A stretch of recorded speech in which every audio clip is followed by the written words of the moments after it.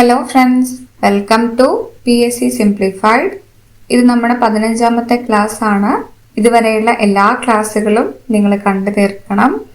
ഒരുപാട് നല്ല നല്ല ചോദ്യങ്ങൾ, ആവർത്തിച്ച് വരുന്ന എല്ലാ ചോദ്യങ്ങളും നമ്മൾ ഇതിൽ ഉൾപ്പെടുത്തിയിട്ടുണ്ട്.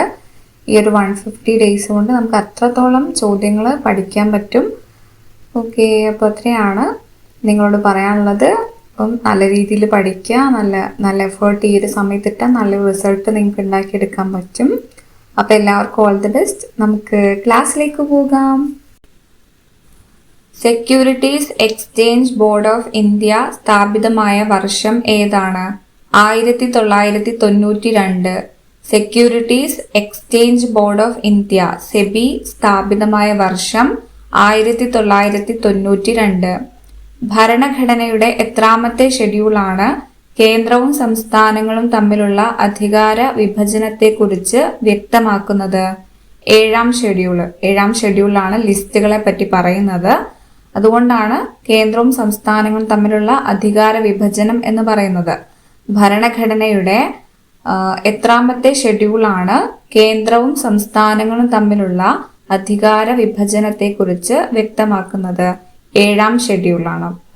ഭരണഘടനയുടെ ഏത് അനുച്ഛേദമാണ് ജീവിക്കാനുള്ള അവകാശവും വ്യക്തി സ്വാതന്ത്ര്യവും സംരക്ഷിക്കുന്നത്? അനുച്ഛേദം 21. അനുച്ഛേദം 21 എന്താ പറയുന്നത്? ഒരു വ്യക്തിയുടെ ജീവിക്കാനുള്ള അവകാശത്തെക്കുറിച്ച്, വ്യക്തി സ്വാതന്ത്ര്യത്തെക്കുറിച്ചൊക്കെ പറയുന്നുണ്ട്. മൗലിക കർത്തവ്യങ്ങൾ ഭരണഘടനയിൽ ഉൾപ്പെടുത്തിയ ഭേദഗതിയാണ് 42ാം ഭേദഗതി.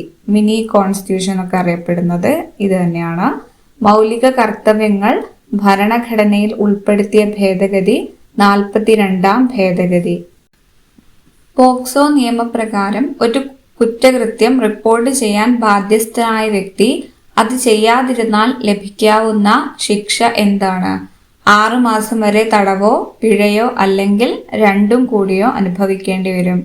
പോക്സോ നിയമപ്രകാരം ഒരു കുറ്റകൃത്യം നടന്നു, അപ്പൊ അത് റിപ്പോർട്ട് ചെയ്യാൻ ബാധ്യസ്ഥനായ വ്യക്തി അത് ചെയ്യാതിരുന്നാൽ അദ്ദേഹത്തിന് ലഭിക്കാവുന്ന ശിക്ഷയെക്കുറിച്ചാണ് പറയുന്നത്. 6 മാസം വരെ തടവോ പിഴയോ അല്ലെങ്കിൽ രണ്ടും കൂടിയോ അദ്ദേഹത്തിന് ലഭിക്കാം. സുപ്രീം കോടതിയുടെ റിട്ട് പുറപ്പെടുവിക്കാനുള്ള അധികാരം ഏത് അനുച്ഛേദ പ്രകാരമാണ്? അനുച്ഛേദം 32.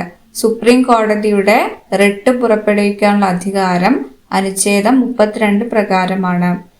വിവരാവകാശ നിയമപ്രകാരം സാധാരണഗതിയിൽ എത്ര ദിവസത്തിനുള്ളിൽ മറുപടി നൽകണം? 30 ദിവസത്തിനുള്ളിലാണ്. വിവരാവകാശ നിയമപ്രകാരം RTI സാധാരണഗതിയിൽ എത്ര ദിവസത്തിനുള്ളിൽ മറുപടി നൽകണം? 30 ദിവസത്തിനുള്ളിൽ മറുപടി നൽകണം. കേരള സർക്കാരിന്റെ തടവുകാർക്കായുള്ള പുനരധിവാസ പദ്ധതിയാണ് നൈപുണ്യം.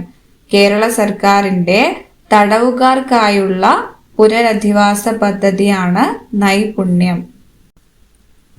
പാർലമെന്റിലെ 2 സമ്മേളനങ്ങൾക്കിടെയുള്ള പരമാവധി കാലയളവ് എത്രയാണ്? 6 മാസം. പാർലമെന്റിലെ 2 സമ്മേളനങ്ങൾക്കിടയിലുള്ള പരമാവധി കാലയളവ് 6 മാസമാണ്. ഇൻസുലേഷൻ റെസിസ്റ്റൻസിന്റെ യൂണിറ്റ് മെഗാ ഓം.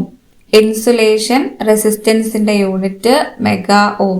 അവിടെ മലയാളത്തിൽ മെഗാ എന്നുള്ളത് മിസ്സിംഗ് ആണ്, ശ്രദ്ധിച്ചാൽ മതി. ഇൻസുലേഷൻ റെസിസ്റ്റൻസിന്റെ യൂണിറ്റ് എന്താണ്? Mega ohm. റെസിസ്റ്റിവിറ്റിയുടെ യൂണിറ്റ് ഓം മീറ്റർ. റെസിസ്റ്റിവിറ്റിയുടെ യൂണിറ്റ് എന്താണ്? Ohm metre. റിലക്റ്റൻസിന്റെ യൂണിറ്റ് ആണ് ampere turns or weber. Ampere turns or weber, 2 രീതിയിലും പറയാം. ഫ്ലക്സ് ഡെൻസിറ്റിയുടെ SI യൂണിറ്റ് എന്താണ്? ടെസ്ല. ഫ്ലക്സ് ഡെൻസിറ്റിയുടെ SI യൂണിറ്റ് ആണ് ടെസ്ല. ഒക്ടൽ നമ്പർ സിസ്റ്റത്തിലെ ബേസ് എത്രയാണ്? 8. ഒക്ടൽ എന്ന് പറയുമ്പോൾ 8 ആണ്. ഒക്ടൽ നമ്പർ സിസ്റ്റത്തിന്റെ ബേസ് 8. ബയോഗ്യാസിലെ പ്രധാന ഘടകം ഏതാണ്? മീഥെയ്ൻ. ബയോഗ്യാസിലെ പ്രധാന ഘടകം മീഥെയ്ൻ ആണ്. കടൽ തിരമാലകളിൽ നിന്നുള്ള ഊർജം ഉപയോഗിച്ച് വൈദ്യുതി ഉൽപ്പാദിപ്പിക്കുന്ന രീതി ഏതാണ്? Tidal power generation. കടൽ തിരമാലകളിൽ നിന്നുള്ള ഊർജം ഉപയോഗിച്ച് വൈദ്യുതി ഉൽപ്പാദിപ്പിക്കുന്ന രീതിയാണ് ടൈഡൽ പവർ ജനറേഷൻ. ഇന്ത്യയിലെ ഏറ്റവും പഴക്കം ചെന്ന ഭൂവിഭാഗം ഏതാണ്? ഉപദ്വീപീയ പീഠഭൂമി. ഇന്ത്യയിലെ ഏറ്റവും പഴക്കം ചെന്ന ഭൂവിഭാഗമാണ് ഉപദ്വീപീയ പീഠഭൂമി. ഹിമാലയത്തിലെ ഏറ്റവും തെക്കേ അറ്റത്തുള്ള പർവ്വതനിര ഏതാണ്? സിവാലിക്. ഏറ്റവും തെക്കേ അറ്റത്തുള്ള ഹിമാലയത്തിലെ ഏറ്റവും തെക്കേ അറ്റത്തുള്ള പർവ്വതനിരയാണ് സിവാലിക്. ഹിമാദ്രി, ഹിമാചൽ, സിവാലിക്, ഈ രീതിയിലാണ് അതിന്റെ ഓർഡർ വരുന്നത്. സസ്യങ്ങളിൽ മ്യൂട്ടേഷൻ സിദ്ധാന്തം അവതരിപ്പിച്ചത് ആരാണ്? Hugo de Vries. സസ്യങ്ങളിൽ മ്യൂട്ടേഷൻ സിദ്ധാന്തം അവതരിപ്പിച്ചത് ഹ്യൂഗോ ഡിവ്രീസ് ആണ്. ടോപ്പോഗ്രാഫിക് മാപ്പുകളിൽ ഒരേ ഉയരത്തിലുള്ള സ്ഥലങ്ങളെ തമ്മിൽ യോജിപ്പിക്കുന്ന സാങ്കല്പിക രേഖകളാണ് കോണ്ടൂർ രേഖകൾ. ടോപ്പോഗ്രാഫിക് മാപ്പുകളിൽ ഒരേ ഉയരത്തിലുള്ള സ്ഥലങ്ങളെ തമ്മിൽ യോജിപ്പിക്കുന്ന സാങ്കല്പിക രേഖകളാണ് കോണ്ടൂർ രേഖകൾ. കോണ്ടൂർ രേഖകൾ തമ്മിലുള്ള അകലം കുറവാണെങ്കിൽ അത് ഏതുതരം ചരിവിനെയാണ് സൂചിപ്പിക്കുന്നത്? ചെങ്കുത്തായ ചരിവിനെ സൂചിപ്പിക്കുന്നു. കോണ്ടൂർ രേഖകൾ തമ്മിലുള്ള അകലം കുറവാണെങ്കിൽ അത് ഏതുതരം ചരിവാണ്? ചരിവിനെയാണ് സൂചിപ്പിക്കുന്നത്? ചെങ്കുത്തായ ചരിവിനെ സൂചിപ്പിക്കുന്നു. ആദിത്യ L1 വിക്ഷേപിക്കാൻ ഉപയോഗിച്ച റോക്കറ്റ് ഏതാണ്? PSLV C-57. അപ്പം L എന്നുള്ളത് തിരിച്ചിട്ടാൽ നമുക്ക് 7 എന്നുള്ളത് കണക്ട് ചെയ്യാൻ പറ്റും. അങ്ങനെ ഓർത്തു വെക്കണം. ആദിത്യ L1 വിക്ഷേപിക്കാൻ ഉപയോഗിച്ച റോക്കറ്റ് ഏതാണ്? PSLV C-57. അണുബാധയുണ്ടാകുമ്പോൾ ശരീരം ആദ്യം പുറപ്പെടുവിക്കുന്ന ആന്റിബോഡിയാണ് IgM. അണുബാധയുണ്ടാകുമ്പോൾ ശരീരം ആദ്യം പുറപ്പെടുവിക്കുന്ന ആന്റിബോഡി ഏതാണ്? IgM.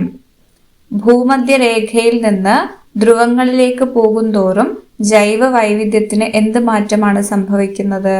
ജൈവ വൈവിധ്യം കുറയുന്നു. ഇപ്പോൾ ഭൂമധ്യരേഖയിൽ ഒരുപാട് സസ്യങ്ങളൊക്കെ ഉണ്ടെന്ന് മനസ്സിൽ വിചാരിക്കുക. നമ്മളൊരു ഭൂമി അല്ലെ ഒരു ഗ്ലോബിന് ചിന്തിക്കുക. അപ്പം അതിൻ്റെ സെൻറ്റർ പോർഷനിൽ ഒരുപാട് മരങ്ങളും കാര്യങ്ങളൊക്കെ ഉണ്ടെന്ന് വിചാരിക്കാം. അതുപോലെ ജീവജാലങ്ങളൊക്കെ ഉണ്ട്. അങ്ങനെയാണെങ്കിൽ നമ്മൾ ജൈവ വൈവിധ്യം, ബയോഡൈവേഴ്സിറ്റി എന്ന് പറയുന്നത്. എന്നിട്ട് നമ്മൾ ധ്രുവങ്ങളിലേക്ക് പോകുമ്പോൾ അവിടെ തണുപ്പ് കൂടുതലാണ് അല്ലേ? അങ്ങനെ കണക്ട് ചെയ്യുക. അപ്പോൾ അങ്ങനെ വരുമ്പം എന്തായി? അവിടെ അധികം മരങ്ങളൊന്നുമില്ല. എല്ലാം മഞ്ഞ് പിടിച്ചിങ്ങനെ എല്ലാ സ്ഥലങ്ങളിലും മഞ്ഞ് വീണ് കിടക്കുക, മഞ്ഞ് ഉറച്ചു കിടക്കുകയാണ്. അപ്പോൾ അവിടെ ജൈവ വൈവിധ്യം കുറയുകയാണ് ചെയ്യുന്നത്. സന്ധികളിലെ കാർട്ടിലേജ് നശിക്കുന്നത് മൂലമുണ്ടാകുന്ന രോഗാവസ്ഥയാണ് ഓസ്റ്റിയോ ആർത്രൈറ്റിസ്. സന്ധികളിലെ കാർട്ടിലേജ് നശിക്കുന്നത് മൂലമുണ്ടാകുന്ന രോഗാവസ്ഥ ഏതാണ് എന്ന ചോദ്യത്തിന് ഉത്തരം എന്താണ്? Osteo arthritis. Osteo arthritis. Ayushman Bharat or PM-JY ഏത് മേഖലയുമായി ബന്ധപ്പെട്ട പദ്ധതിയാണ്? പൊതുജനാരോഗ്യം ഓർ ഇൻഷുറൻസ് പദ്ധതി. ആയുഷ്മാൻ ഭാരത് എന്നത് പൊതുജനാരോഗ്യം അല്ലെങ്കിൽ ഇൻഷുറൻസ് പദ്ധതിയുമായി ബന്ധപ്പെട്ട പദ്ധതിയാണ്.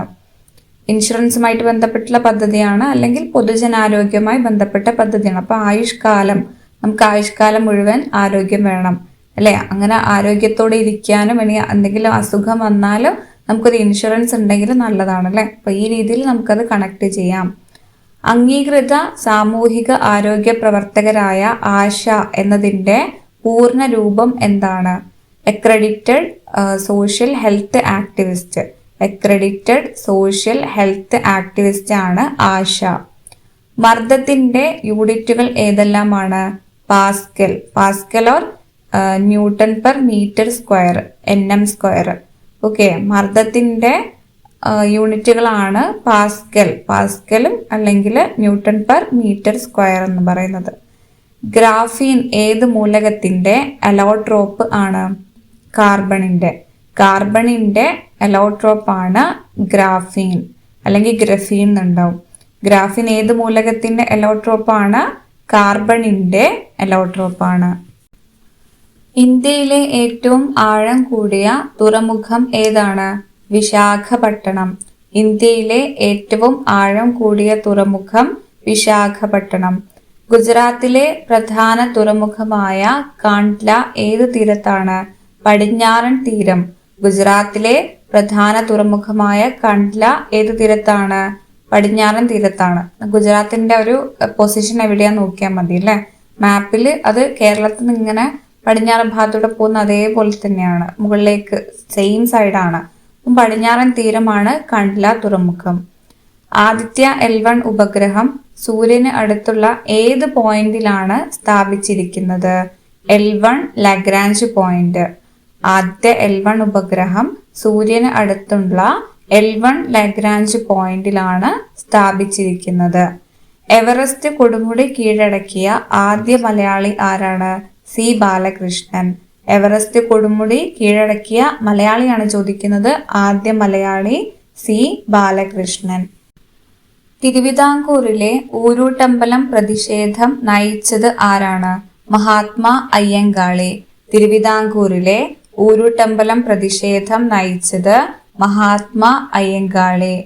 കേരളത്തിലെ ഇമ്മാനുവൽ കോട്ടയും സെന്റ് തോമസ് കോട്ടയും പണി കഴിപ്പിച്ചത് ഏത് വിദേശ ശക്തികളാണ്? പോർച്ചുഗീസുകാർ.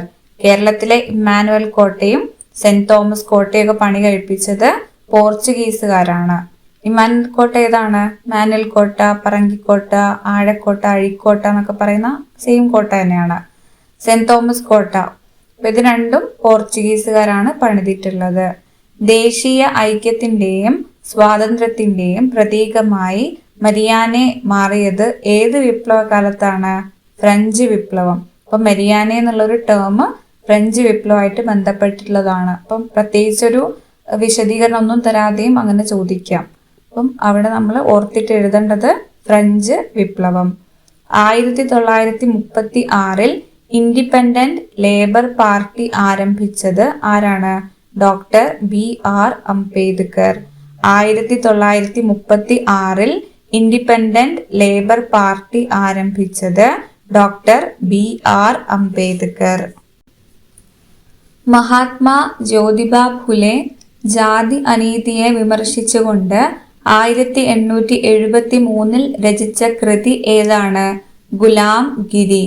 മഹാത്മാ ജ്യോതിബ ഫുലെ ജാതി അനീതിയെ വിമർശിച്ചുകൊണ്ട് 1873 രചിച്ച കൃതിയാണ് ഗുലാം ഗിരി. കുമയൂൺ ഹിമാലയം ഏതെല്ലാം നദികൾക്കിടയിലാണ് സ്ഥിതി ചെയ്യുന്നത്? സത്ലജ് കാളി നദികൾക്കിടയിൽ. സത്ലജ് കാളി നദികൾക്കിടയിലാണ് കുമയൂൺ ഹിമാലയം. സത്ലജ് കാളി, ഇപ്പൊ സത്യം കളവ്, അതിനിടയിലാണ് എന്ത്? കുമയൂൺ. കുമയൂൺ നമുക്ക് കേൾക്കുമ്പോൾ എന്തായിട്ട് തോന്നുന്നുണ്ട്? ഒരു ഹുമയൂൺ ആയിട്ട് തോന്നുന്നുണ്ട് അല്ലെ. അപ്പൊ അതുപോലെ ഹുമയൂൺ എന്ന് പറയുന്നൊരു വ്യക്തി അത് സത്യത്തിന്റെയും കളവിന്റെ ഇടയിലാണെന്നോ അങ്ങനെയൊക്കെ നമുക്ക് വെറുതെ ഓർത്ത് വെക്കാം. നമുക്ക് എക്സാം ഹാളിൽ നിന്നൊക്കെ ഒന്ന് കണക്ട് ചെയ്ത് കിട്ടിയാൽ മതി, നമുക്ക് ആൻസറിലേക്ക് എത്താൻ പറ്റിയാൽ മതി, വേറെ ഒന്നുമില്ല. ഓക്കെ. അപ്പൊ കുമയൂൺ ഹിമാലയം സത്ലജ് കാളി നദികൾക്കിടയിൽ. തൃശ്ശൂരിലെ മണ്ണുത്തിയിലുള്ള കാർഷിക ഗവേഷണ കേന്ദ്രം ഏത് വിളയുമായാണ് പ്രധാനമായും ബന്ധപ്പെട്ടിരിക്കുന്നത്? അരിയുമായിട്ട്. തൃശ്ശൂരിലെ മണ്ണുത്തിയിലുള്ള കാർഷിക ഗവേഷണ കേന്ദ്രം അരിയുമായി ബന്ധപ്പെട്ടിരിക്കുന്നു. പ്രധാനമായിട്ടും അരിയുമായി ബന്ധപ്പെട്ടിരിക്കുന്നു. 2025 ജനുവരി ഫെബ്രുവരി മാസങ്ങളിൽ നടന്ന 38ാമത് ദേശീയ ഗെയിംസിന് ആതിഥേയത്വം വഹിച്ച സംസ്ഥാനമാണ് ഉത്തരാഖണ്ഡ്. 2025 ജനുവരി ഫെബ്രുവരി മാസങ്ങളിൽ നടന്ന 38ാമത് ദേശീയ ഗെയിംസിന് ആതിഥേയത്വം വഹിച്ച സംസ്ഥാനമാണ് Uttarakhand. Uttarakhand. 1919 India government act സ്ത്രീകൾക്ക് നൽകിയ പ്രധാന അവകാശം എന്താണ്? വോട്ടവകാശം. 1919 ഇന്ത്യ ഗവൺമെന്റ് ആക്ട് സ്ത്രീകൾക്ക് നൽകിയ പ്രധാന അവകാശമാണ് വോട്ടവകാശം. 1976 42ാം ഭരണഘടനാ ഭേദഗതിയിലൂടെ ആമുഖത്തിൽ കൂട്ടിച്ചേർത്ത വാക്കുകളാണ് സോഷ്യലിസ്റ്റ്, സെക്യുലർ. മതേതരത്വ, സോഷ്യലിസ്റ്റ്, മതേതര, അതുപോലെ തന്നെ ഐക്യവും അഖണ്ഡതയും, യൂണിറ്റി ആൻഡ് ഇന്റഗ്രിറ്റി. ഇപ്പൊ സോഷ്യലിസ്റ്റ് എന്നുള്ള വാക്ക് അതിലുണ്ട്, അതുപോലെ മതേതരത്വം സെക്യുലർ എന്നുള്ളതുണ്ട്, ഐക്യവും അഖണ്ഡതയും, യൂണിറ്റി ആൻഡ് ഇന്റഗ്രിറ്റി. അഡ്വക്കേറ്റ് ജനറലിന്റെ ഔദ്യോഗിക കാലാവധി ആരുടെ താൽപര്യപ്രകാരമാണ് നിശ്ചയിക്കുന്നത്? ഗവർണറുടെ താൽപര്യപ്രകാരം. അഡ്വക്കേറ്റ് ജനറലിന്റെ ഔദ്യോഗിക കാലാവധി ഗവർണറുടെ താൽപര്യപ്രകാരമാണ് നിശ്ചയിക്കുന്നത്. ലോക്സഭയിലും നിയമസഭകളിലും പട്ടികജാതി പട്ടികവർഗക്കാർക്ക് രാഷ്ട്രീയ സംവരണം ഉറപ്പാക്കുന്ന ഭരണഘടനാ അനുച്ഛേദങ്ങൾ ഏതൊക്കെയാണ്? അനുച്ഛേദം 330ഉം 332ഉം. ലോക്സഭയിലും നിയമസഭകളിലും, ഒരിക്കലും രാജ്യസഭയിലേക്ക് പോരുത്, ലോക്സഭയിലും നിയമസഭകളിലും പട്ടികജാതി പട്ടികവർഗക്കാർക്ക് രാഷ്ട്രീയ സംവരണം ഉറപ്പാക്കുന്ന ഭരണഘടനാ അനുച്ഛേദങ്ങളാണ് അനുച്ഛേദം 330, 332. ഓക്കെ, ഇത് സ്റ്റേറ്റ്മെന്റ് ആയിട്ട് ചോദിച്ചാൽ നമുക്ക് ഓർമ്മ ഉണ്ടാവണം. അവിടെ നിയമസഭക്ക് പകരം രാജ്യസഭ തന്നാൽ അവിടെ അത് തെറ്റാണ് ആ സ്റ്റേറ്റ്മെന്റ്. അപ്പം അതൊക്കെ ശ്രദ്ധിച്ച് കൈകാര്യം ചെയ്യണം. അനുച്ഛേദം 32 പറയുന്നവ ഒഴികെയുള്ള കാര്യങ്ങളിൽ റിട്ടുകൾ പുറപ്പെടുവിക്കാൻ സുപ്രീം കോടതിക്ക് അധികാരം നൽകുന്ന അനുച്ഛേദം ഏതാണ്? അനുച്ഛേദം 139. അനുച്ഛേദം 32 സുപ്രീം കോടതിയുടെ റിട്ട് അധികാരത്തെക്കുറിച്ച് പറയുന്നത്. അനുച്ഛേദം 32 പറയുന്നവ ഒഴികെയുള്ള കാര്യങ്ങളിൽ റിട്ടുകൾ പുറപ്പെടുവിക്കാൻ സുപ്രീം കോടതിക്ക് അധികാരം നൽകുന്ന അനുച്ഛേദം ഏതാണ്? ആർട്ടിക്കിൾ 139, അനുച്ഛേദം 139. കേരളത്തിലെ ആദ്യത്തെ സമ്പൂർണ്ണ ഡിജിറ്റൽ സാക്ഷരതാ ജില്ലയായി പ്രഖ്യാപിക്കപ്പെട്ടത് കോട്ടയം ജില്ല. കേരളത്തിലെ ആദ്യത്തെ സമ്പൂർണ്ണ ഡിജിറ്റൽ സാക്ഷരതാ ജില്ലയായി പ്രഖ്യാപിക്കപ്പെട്ട ജില്ല കോട്ടയം. 2024 ദേശീയ ഐക്യദിനത്തിൽ പ്രധാനമന്ത്രി ഉദ്ഘാടനം ചെയ്ത പ്ലാറ്റ്ഫോം ഏതാണ്? മേരാ യുവ ഭാരത് പ്ലാറ്റ്ഫോം. മേരാ യുവ ഭാരത് 2024 ദേശീയ ഐക്യദിനത്തിലാണ് ഇത് നിലവിൽ വന്നിട്ടുള്ളത്. ഇന്ത്യൻ ഭരണഘടനയുടെ 8ാം ഷെഡ്യൂളിൽ ഉൾപ്പെട്ടിട്ടുള്ള ആകെ ഔദ്യോഗിക ഭാഷകൾ എത്രയാണ്? 22. ഇന്ത്യയിലെ പബ്ലിക് ഇൻഫർമേഷൻ ഓഫീസർ വിവരങ്ങൾ നൽകാൻ വിസമ്മതിച്ചാൽ ആർക്കാണ് അപ്പീൽ നൽകേണ്ടത്? 1ാം അപ്പീൽ അതോറിറ്റിയിൽ. ഇന്ത്യയിൽ പബ്ലിക് ഇൻഫർമേഷൻ ഓഫീസർ വിവരങ്ങൾ നൽകാൻ വിസമ്മതിച്ചാൽ നമ്മൾ അപ്പീൽ നൽകേണ്ട ആർക്കാണ്? 1ാം അപ്പീൽ അതോറിറ്റിയിൽ. കേരളത്തിലെ ആദ്യത്തെ സമ്പൂർണ്ണ ഡിജിറ്റൽ സാക്ഷരതാ പഞ്ചായത്തായി പ്രഖ്യാപിക്കപ്പെട്ടത് ഏത് പഞ്ചായത്താണ്? പുല്ലമ്പാറ. പുല്ലമ്പാറ ഓർ പുള്ളമ്പാറ തിരുവനന്തപുരം ജില്ലയിലാണ്. കേരളത്തിലെ ആദ്യത്തെ സമ്പൂർണ്ണ ഡിജിറ്റൽ സാക്ഷരതാ പഞ്ചായത്തായി പ്രഖ്യാപിക്കപ്പെട്ടത് പുല്ലമ്പാറ ഓർ പുള്ളമ്പാറ തിരുവനന്തപുരം. നിലവിൽ ഇന്ത്യൻ ലോക്സഭയിലെ പരമാവധി അംഗസംഖ്യ എത്രയാണ്? 550. 2 ആംഗ്ലോ ഇന്ത്യൻ സീറ്റുകളൊക്കെ എടുത്ത് ഒഴിവാക്കി. അപ്പം നിലവിൽ ഇന്ത്യൻ ലോക്സഭയിലെ പരമാവധി അംഗസംഖ്യ 550 ഉപഭോക്തൃ സംരക്ഷണ നിയമം 2019 പ്രകാരം ജില്ലാ കമ്മീഷന് എത്ര രൂപ വരെയുള്ള പരാതികൾ സ്വീകരിക്കാം? 50 ലക്ഷം രൂപ വരെ. 50 ലക്ഷം രൂപ വരെയുള്ള പരാതികളൊക്കെ ജില്ലാ കമ്മീഷന് സ്വീകരിക്കാം. ജില്ലാ കമ്മീഷന് 50 ലക്ഷം രൂപ വരെയുള്ള പരാതികൾ സ്വീകരിക്കാം.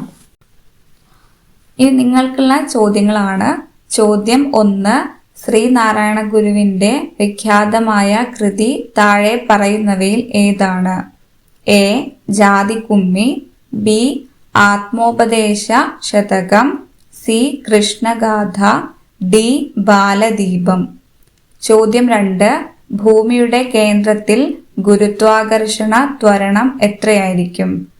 9.8 metre per second square, B 10 metre per second square, C 0, D അനന്തം ഇൻഫിനിറ്റി. ചോദ്യം 3. ഭൂമിയിൽ ജിയുടെ ആക്സിലറേഷൻ ഡ്യൂ ടു ഗ്രാവിറ്റിയുടെ മൂല്യം ഏറ്റവും കൂടുതലായി അനുഭവപ്പെടുന്നത് എവിടെയാണ്? എ.